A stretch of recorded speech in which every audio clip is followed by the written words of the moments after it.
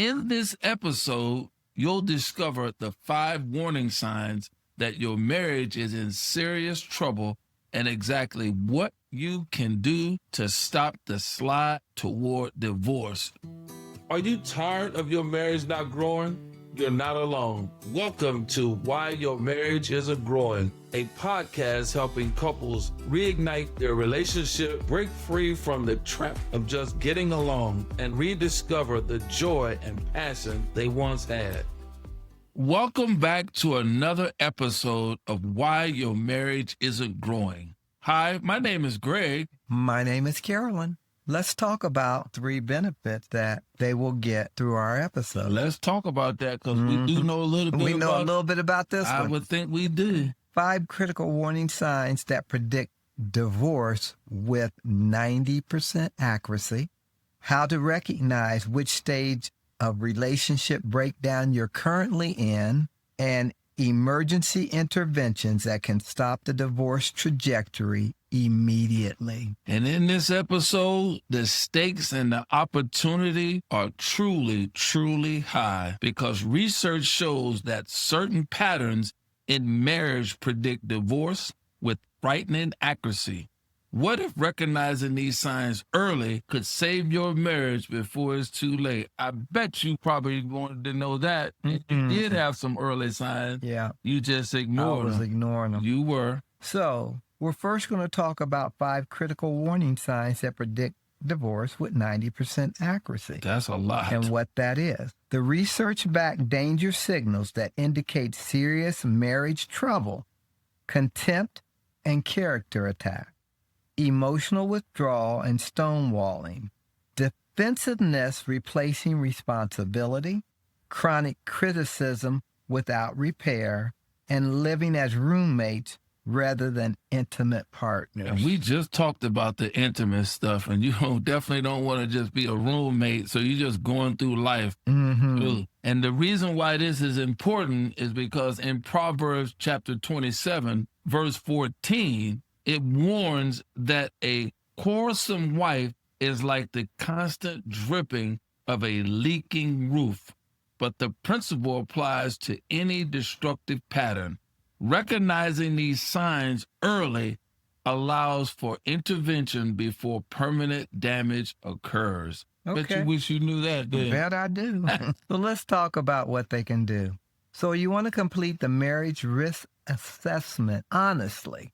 Count how often contempt, eye-rolling, name-calling, mockery appears in your conflict. Wow. Especially you want to notice the patterns of emotional shutdown when problems arise. That's a very good one. You want to track how often you defend yourself rather than take responsibility. And how many people actually do that? No, Track that. Very few. Identify if criticism has become your primary form of communication. And assess whether you're living like roommates sharing expenses rather than intimate partners. Yeah, we probably need to do a podcast about that, why it's so important that you don't become a roommate and you stay married. And basically, you want to rate each area from 1 to 10 and discuss results with complete honesty.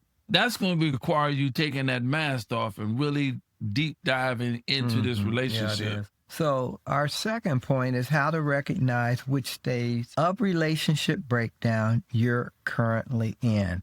So let's talk about what it is. The 4 progressive stages of marriage deterioration: disappointment and unmet expectations, distancing and protective behaviors, disconnection and parallel lives, and despair or active consideration of ending the marriage. The Bible is very clear, and when we love talking about this from a biblical perspective, Ecclesiastes chapter 3, verse 1 reminds us there is a time for everything, including a time for recognize where you are so you can respond appropriately. Different stages require different interventions, but you got to know that. Keep your ears attuned to. So let's talk about what to do. That's Identify your current stage and implement stage-specific intervention. I like that. Stage 1, disappointment. Address unmet expectations through the honest conversation about needs and realistic goal setting. That's good. Distance yourself. Break protective patterns by scheduling regular connection time and practicing vulnerability. Okay, stage 3, disconnection. Very good. Seek professional help immediately and commit to intensive relationship repair work. We probably should have did something like that, huh? Mm-hmm. And the fourth step on this is despair. Consider separation with clear goals for repair, intensive counseling, and spiritual guidance. That's very good. Mm-hmm. That's very good right there. Mm-hmm. So you want to create a staged recovery plan with specific actions and timelines for moving toward healing. And you actually want to know what that looks like. You don't just want to just go through the motions, just going along to get along. You actually want to evaluate this situation and go back and look at this, because the third point of this is emergency interventions that can stop the divorce trajectory immediately. Mm-hmm. And what does that look like? Immediate actions that can halt the downward spiral and create space for healing. The 24-hour rule for major decisions, implementing a conflict timeout system, and rebuilding one positive reaction daily. So they got the timeout deal in here like you would do with kids. I'm not really too cool with the timeout deal, but we working on something instead of not working on anything. So let's talk why it's important. James chapter 1, verse 19 instructs us to be quick to listen. Yes. Heard that before, haven't you? Yes. Slow to speak and slow to become angry. In crisis moments, slowing down the process can prevent irreversible damage. We just talked about that in a podcast before. A listener is a listener and a speaker is a speaker. Mm-hmm. And James is telling us, be quick to listen. I know that was one of my biggest problems. It was. Is not wanting to be a quick listener. So if you want to implement these emergency interventions immediately, institute the 24-hour rule. No major relationship decisions for 24 hours when emotions are high. That's critical. It's very critical. You want to create a stop system for escalating conflict. Stop talking. Take a break. Observe your emotions. Plan a better approach. Yeah, you want to commit to one positive daily. Find one thing to appreciate about your spouse and express it every day. That's critical right there. Mm-hmm. Very good. Always look for the positive and uplift and encouragement. You already know you're in a mess. Mm-hmm. So you want to establish a sacred pause. When considering divorce, commit to 90 days of intentional repair work first. That's good. Don't be hasty in the deal. Give yourself at least you can say, I seriously gave this thing 90 days. Because I can speak to that one real well. Yes. Because I didn't give it 90 days. No. Schedule crisis counseling. Book an appointment with a marriage counselor within 7 days, which that's where we come in. As you can come in, schedule some time with us, and we will be more than happy to sit down with you by way of a Zoom or on the phone. You're in a crisis mode, and you need to figure out how to get out of that. Okay, and so you want to practice emergency grace. Choose to respond with kindness even when you don't feel it for 30 days, and that's a tough one. That right there is tough for either one, especially depending on the magnitude of the hurt, because remember, they're considering divorce.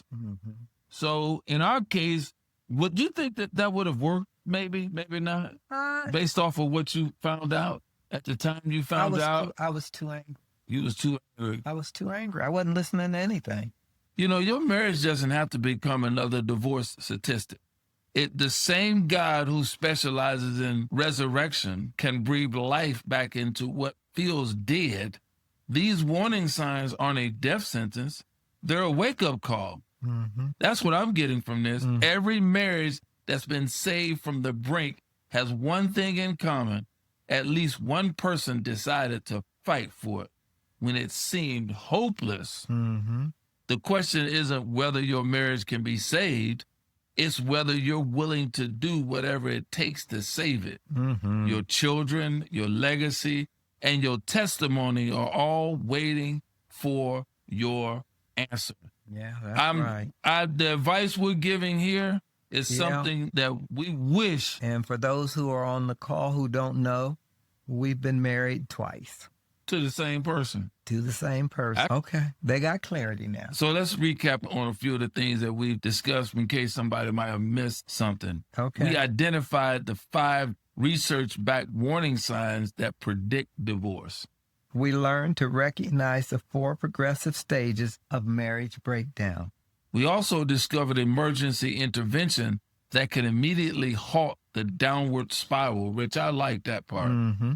And warning signs are opportunities for intervention, not inevitability. Right. It's not inevitable that you're going to get a divorce, but at least if you gave it 90 days, you've given it a chance. Yeah. With decisive action and professional help, even marriages on the brink can be saved. I believe that. I believe that you can get a breakthrough on the end. Well, here's one of the things I have told people, and being very candid about our relationship, is that I did not seek godly counsel. I was angry, I was hurt, and I just wanted to be away from the pain. Wow, that's a mouthful right there. So again, we want to thank you for joining us here today. New episodes release every Monday and Thursday, so be sure to follow us wherever you're listening to podcasts.